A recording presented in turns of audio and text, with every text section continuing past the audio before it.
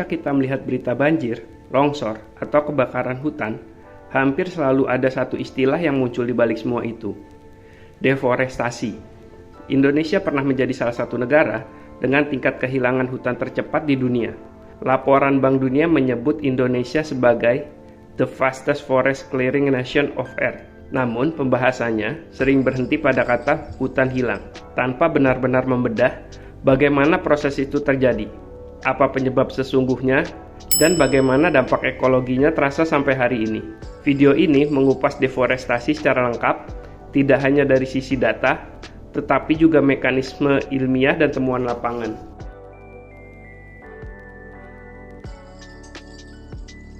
Deforestasi adalah hilangnya hutan alam secara permanen akibat aktivitas manusia.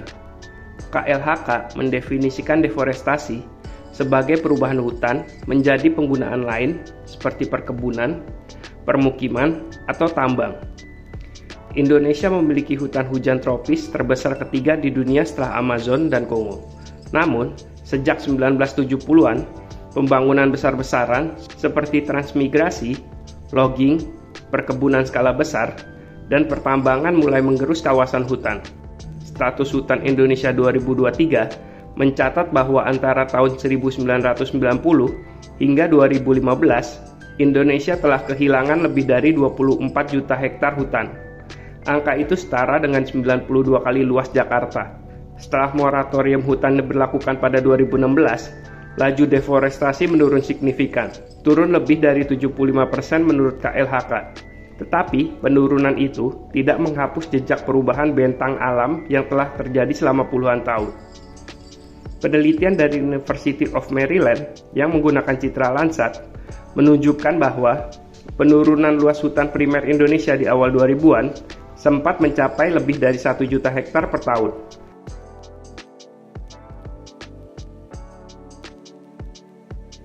Deforestasi adalah gabungan dari banyak kepentingan ekonomi. Logging pada 1980 dan 1990-an menjadi pemicu awal hilangnya hutan. Kayu tropis Indonesia seperti meranti dan ulin menjadi komoditas ekspor yang sangat menguntungkan. Lalu memasuki era 2000-an, perkebunan sawit tumbuh pesat dan mengambil sebagian besar area hutan yang sebelumnya telah dibuka oleh perusahaan kayu. Banyak pihak menyebut sawit sebagai penyebab utama deforestasi, tetapi penelitian SIFOR menyatakan bahwa sawit lebih sering masuk setelah hutan ditebang, bukan menjadi pemotong pertama. Tambang juga memainkan peran besar. KLHK mencatat lebih dari 8 juta hektar izin pertambangan berada di dalam kawasan hutan. Beberapa di antaranya tidak menjalankan reklamasi dengan baik.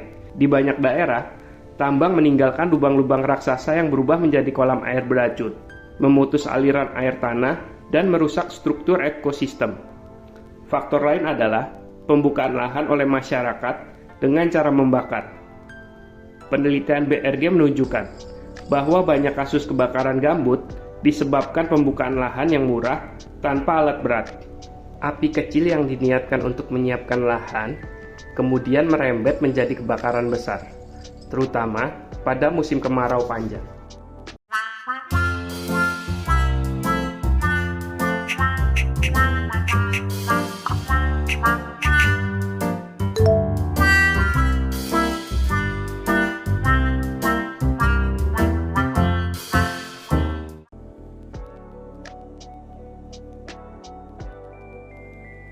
Hutan adalah mesin ekologi yang bekerja sepanjang tahun. Akar pohon mencengkeram tanah, menyimpan air, dan mengatur alirannya.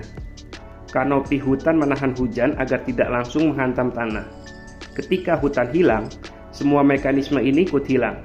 Penelitian IPB menjelaskan bahwa hutan tropis Indonesia mampu menyimpan air tanah hingga kedalaman beberapa meter.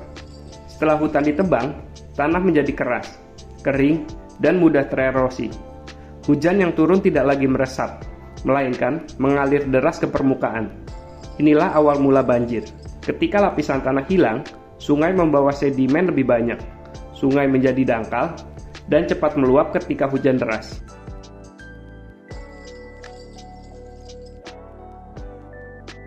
Di daerah yang kehilangan lebih dari 30% kawasan hutannya, resiko banjir meningkat hampir 2 kali lipat. Ini terjadi karena hutan adalah satu-satunya elemen lanskap yang mampu memperlambat aliran air. Di Kalimantan Tengah, BRG menemukan bahwa desa-desa di sekitar area bekas hutan gambut mengalami banjir lebih lama dibanding desa yang tutupan gambutnya masih utuh. Gambut yang sudah kering tidak lagi berfungsi sebagai spons air dan justru berubah menjadi cekungan banjir. Ketika air masuk, ia tidak bisa keluar. Di Sumatera, laporan Walhi mencatat bahwa daerah dengan kombinasi deforestasi dan alih fungsi lahan mengalami banjir berulang setiap tahun, meskipun curah hujan tidak menunjukkan tren meningkat.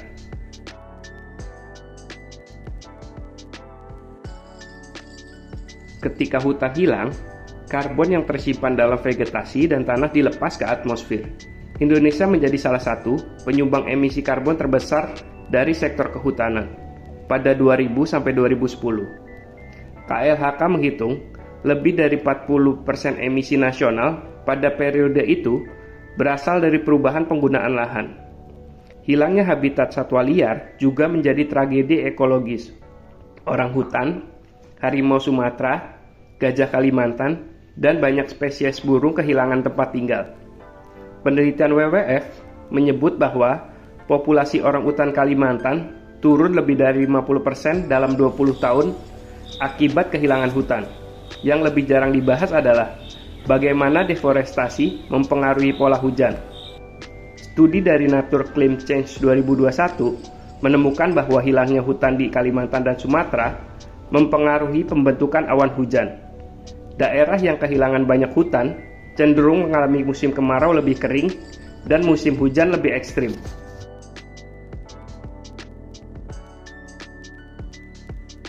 KLHK memang mencatat penurunan deforestasi sejak 2016, tetapi analisis dari Global Forest Watch menunjukkan bahwa kehilangan hutan masih terjadi pada skala puluhan ribu hektar setiap tahun.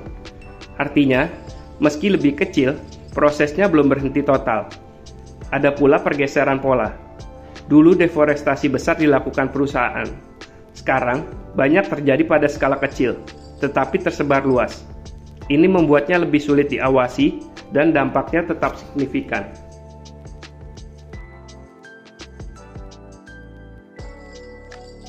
CIFOR menyatakan bahwa pemulihan ekosistem bisa berhasil jika daerah kritis direstorasi dengan vegetasi lokal. BRGM menemukan bahwa restorasi gambut dapat mengembalikan fungsi tanah sebagai penyimpan air, tetapi membutuhkan waktu beberapa tahun. KLHK juga menekankan pentingnya moratorium hutan permanen agar tekanan baru tidak muncul. Deforestasi adalah proses panjang yang merubah wajah Indonesia. Ekonomi dan lingkungan berjalan saling bertabrakan selama puluhan tahun. Dampaknya terlihat di banjir, longsor, kabut asap, hilangnya satwa, hingga perubahan mikroklimat. Namun, deforestasi bukan sekedar cerita kelam. Penurunan laju kehilangan hutan sejak 2016 menunjukkan bahwa kebijakan bisa bekerja dan kerusakan masih bisa dihentikan. Tantangan selanjutnya adalah memastikan bahwa sisa hutan tidak hilang dan lahan yang sudah terlanjur rusak benar-benar dipulihkan. Jika warga Tani Link TV merasa video ini bermanfaat, jangan lupa like, komen, dan subscribe agar tidak ketinggalan update pertanian lainnya. Sampai jumpa di video berikutnya.